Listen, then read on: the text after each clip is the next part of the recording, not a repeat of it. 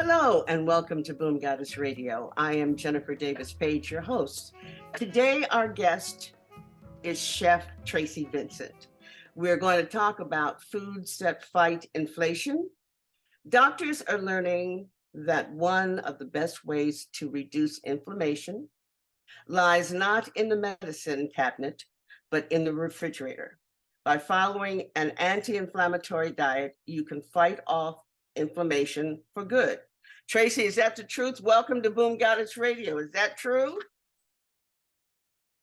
It is most certainly the truth. I think after this period of time of the pandemic, where people have made the true connection again to nutrition and health, there's been a lot more interest in eating food and just making those changes so we can all be healthy for good, and that a healthy lifestyle can be in our reach. So yes, I completely agree that it's in the refrigerator, it's in the grocery store, it's hopefully in your community garden where you can access fresh, healthy foods. Excellent. We're going to talk about plant-based diet. For those of us that don't know anything at all about plant-based diets, let's start from scratch. What is a plant-based diet? A plant-based diet is where you are mostly sourcing nutrition from non-animal based ingredients. So if we can just visualize our refrigerator, your typical refrigerator in the United States or maybe everywhere is going to have your eggs, chicken sourced, butter, cow sourced, milk, cow sourced, some form of cheese, cow sourced. And of course, some cheeses might be sourced from goat. Sheep's milk, there's lots of varieties there. Also, there's ingredients that are processed, and this is where we kind of get into the conversation about clean eating. You'll have prepared meals that are preserved, chemical laden, flavor enhanced, re-enriched with nutrients, covered in cheeses or butter. So again, this is all like animal-based products. And also, let's also talk about, somehow I managed to miss pork. There's a lot of gelatins that are sourced from pigs. So surprise, surprise, pudding, Jell-O made from pig. So you might have that in your refrigerator if you have like a single serving of Jell-O, if you have some type of cake that was made with a pudding, or you purchased a dessert and, unbeknownst to you, it had some type of gelatin ingredient inside. So inflammation is what we can also equally use the word irritation. Inflammation is the body is connected to chronic disease most frequently. And so by default, whether you're consuming a highly processed meal or not, your inflammation is going to be tied to ingredients like cow-based products, pig-based products. And a lot of times I have conversations with people who have arthritic conditions, and they're like, I'm just in a lot of pain. I don't really know what I can do. Well, let's try some ingredients that are going to counter inflammation, some anti-inflammatory diets. And it's like, but in the meantime, try to, purge certain things out of your refrigerator that have animal-based. And like, well, I'm not eating any animal-based products. Like, are you eating butter? They go, oh, like that's made from a cow. It's from heavy cream, shaken up cold. Mm-hmm. And, so we have to really think a lot in the United States about what we're eating, because these ingredients are interconnected a lot, and we have to really break down what is in it. And in the case of an animal, what did that animal eat? In some cases, it's a deep dive that can be taken. So you always have to consider, if you're consuming animal-based products, plant-based products don't cause inflammation. They just don't. And then you're getting the nutrition on top of it. So that Mediterranean diet that you refer to is just a dream come true, because you have fats that come from fruits like avocados, olive oil. You have also seeds and nuts. And then, of course, the meats that are included in these diets are all grilled and highly seasoned. So you're not really missing anything when it comes to flavor, but you're getting the nutrition and you're getting those really, really intense nutrients that your body needs. Let's talk. I'm going to follow your lead, and then I'm going to get back to you in a few weeks and let you know how I feel. Uh, for people, and I'm sure that's for most Americans that have been on non-plant-based diets all of their life. I mean, they're putting butter on their toast and they're eating that way. How long have you been eating this way? I guess is the next question. And how long did it take you to feel good? How long did it take you to really feel the difference in eating animal products versus a plant-based diet? Oh, I have a uniquely, I had a lactose intolerance condition, and I've always had it according to my mother, but I didn't realize it until I was an adult and started truly having trouble digesting foods. I couldn't, when I was a child, I could not have cow's milk formula. So that was the first indication. But as a child, your digestive system is young. You can kind of put it through a lot of things. So through 12 school, I drank milk for lunch, cow's milk, dairy milk. It was, I may have had some digestive disruptiveness, but it didn't bother me until I was like in college, in my 20s. It got to be painful. And I said, well, let me try just omitting dairy from my diet. And I even went plant-based, like as in vegan for 30 days.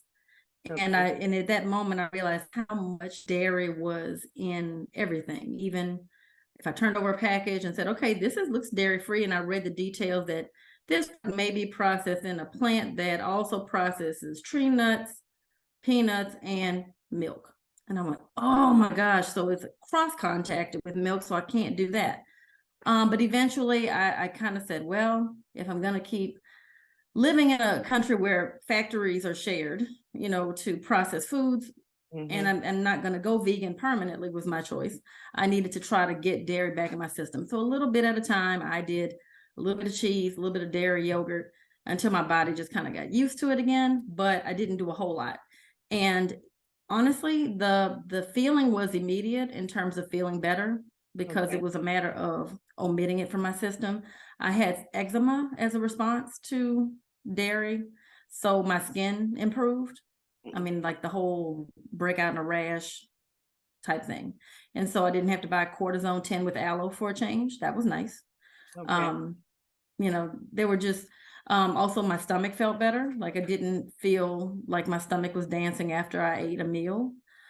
And in general, that whole, if we can get a little gross for a second, that whole phlegmy, mucousy thing that can turn to sinus infection, I had less incidence of that. Okay.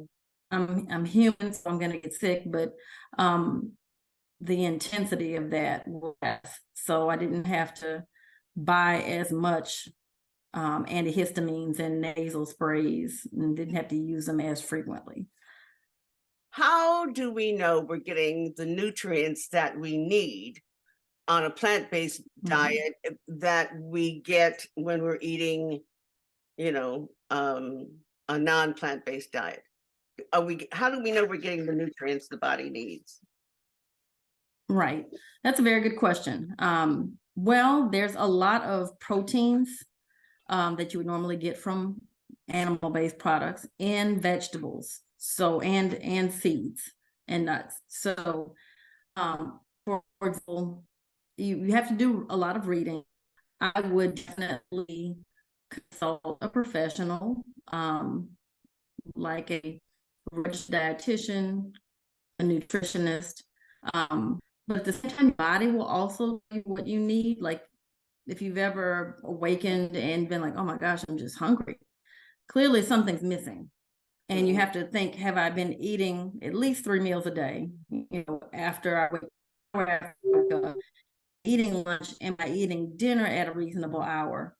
And of course, drinking water, that's 6 glasses of water a day, and getting adequate rest. When you have that 3-legged stool in order, things tend to fall in place and your body will speak to you, and you'll, suddenly have a craving for something. So that's kind of like the baseline primal way of figuring it out. It's just trying to get enough rest, hydrate, and eating those basic 3 meals a day, and then your body with metabolic process will kind of speak to you and tell you what you need. But doing research on high proteins in plant-based foods, and broccoli is a great one. Okay. I think it's been stated that broccoli has more protein per ounce than a steak. My goodness, who would have thought that? So, let's talk about right. And this is not Wikipedia, for the record. This is you would want to source Wikipedia for any of this. Let's talk about a vegan. I've never tried a vegan diet. It doesn't appeal to me at all. But let's talk about vegan, vegetarian, is it pescetarian and pescetarian and flexitarian? Those four. Yes. Which of the four are the most delicious? Well, let's start with being a vegan. Vegan is really enlightening. It's also very challenging because to truly be vegan, you have to prepare almost everything yourself. Okay. So that takes a whole nother level of commitment to what you eat, to what your family eats. Oftentimes the best way is to access a garden, or having access is the key words here, right? To a grocery store that you can trust where it came from, or a farm, and taking that time to be the person that processes your food. And to me, the secret to good vegan eating is texture and seasoning. Like, honestly, you won't really miss meat. And I am someone who grew up eating bacon and po' boys and the full gambit of all the delicious things, right? But I've had some amazing vegan meals make me not miss that at all. Like, I don't feel like I'm missing anything. I've had falafel, a pita pocket falafel stuffed full of beets and tahini sauce and hummus, and that's completely vegan. It's made out of beans and herbs, and in some cases it's deep fried. That's one thing that I can say was not perfect about it. But falafel's great. Ratatouille is amazing. That's vegan. Those are two of my favorite vegan dishes, honestly. And there's also a restaurant here in Baton Rouge that serves a cauliflower chickpea wrap with some kind of buffalo sauce and ranch dressing, and I don't order anything else when I go there. I'm like, yeah, I'm gonna have that wrap again. So it's just a matter of, if your chickpeas are crispy enough, put those in a taco loaded with pico de gallo and avocado, and you're like, this is so delicious, and I feel so light after I ate it, and it's loaded with like protein and fiber and all these things my body needs, and then I feel like it kind of tastes like chicken. And luckily I know what chicken tastes like, so I can reference that. And if you're a meat eater, going plant-based is actually a blessing, because you have memory of meat. You can kind of say, oh my gosh, this tastes exactly like salmon. Chef, I don't even. We're going to take a brief break, and when we come back, we'll talk further about being healthy with food. Don't go away. Great.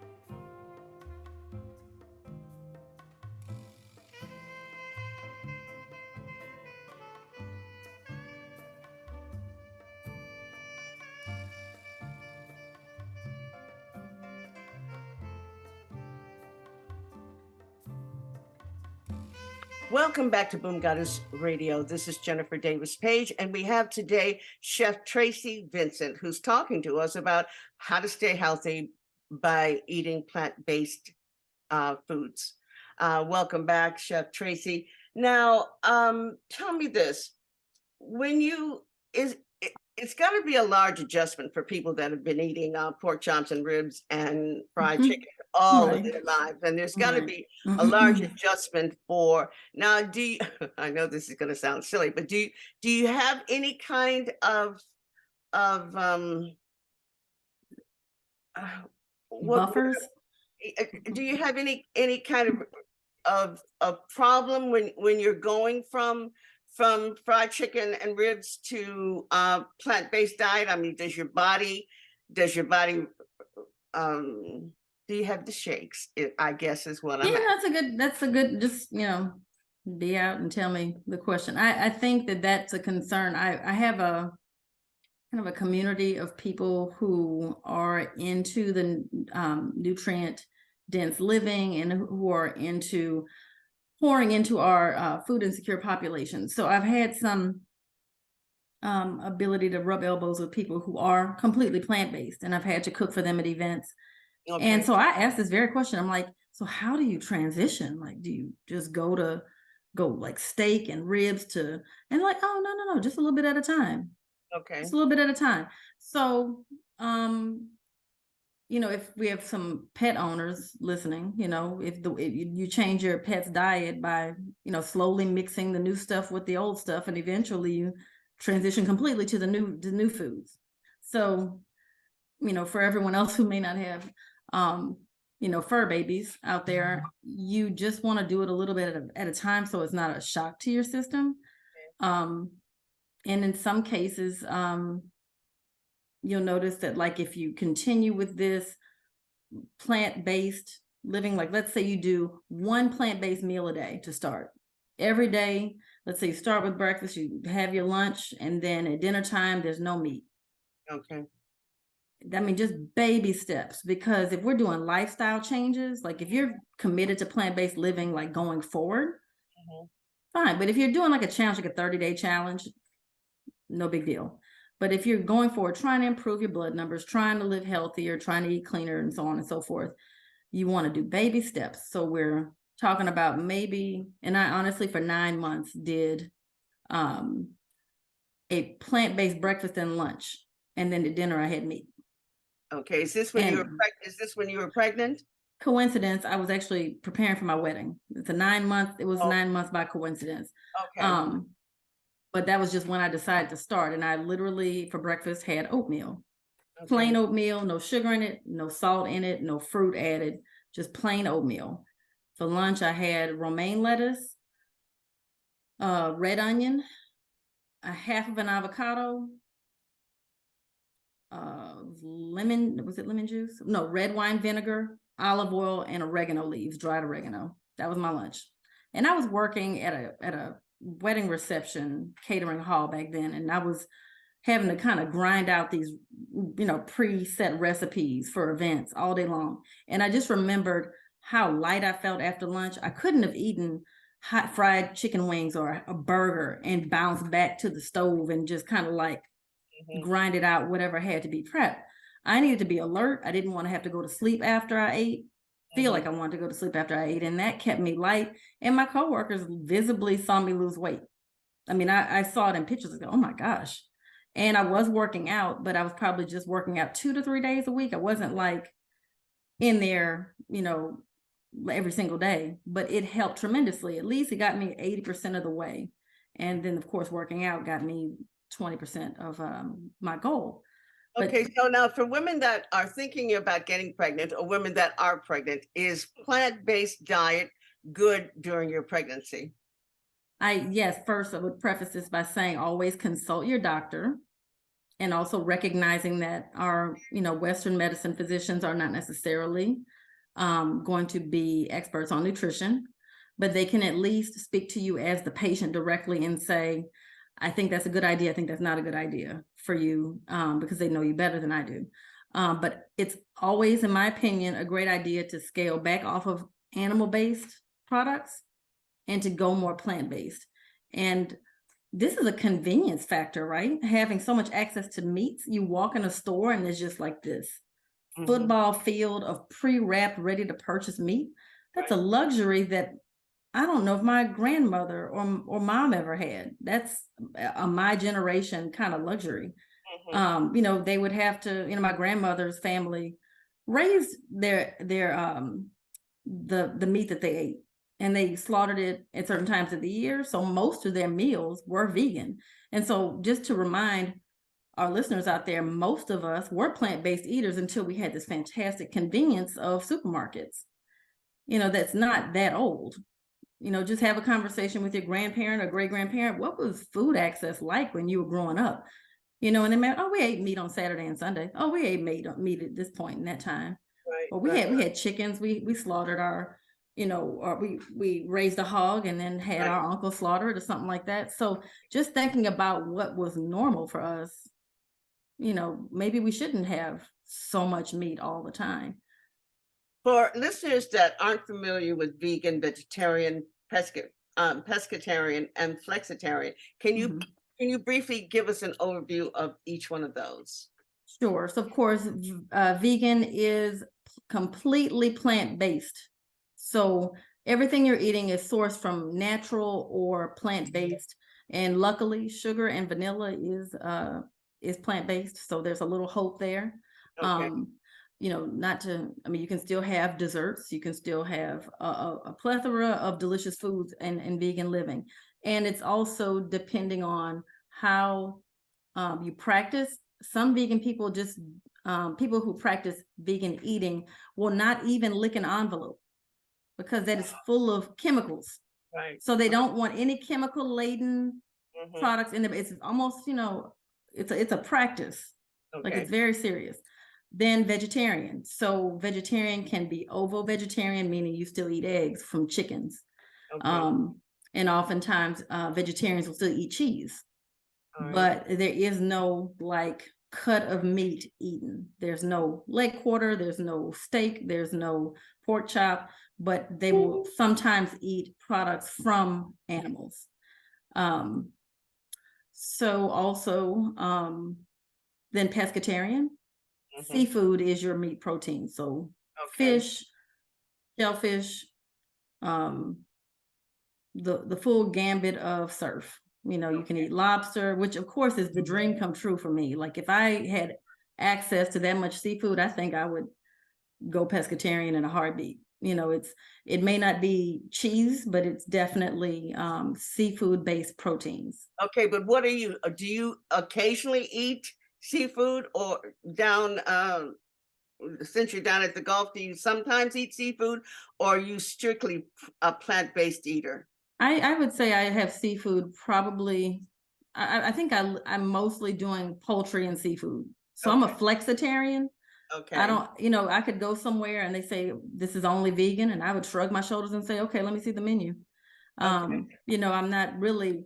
I feel like I have some freedom about my choices because I do eat a lot of I do dabble in all of these types of these 4 types of diets that you explained.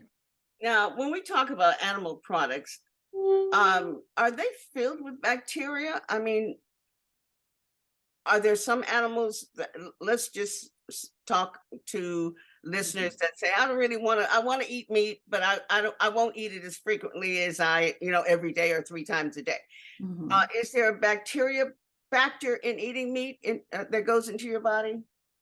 Okay, so that's a loaded question, but we'll break it down by talking about if you're always going to take in some type of bacteria with any food consumption, not just meat.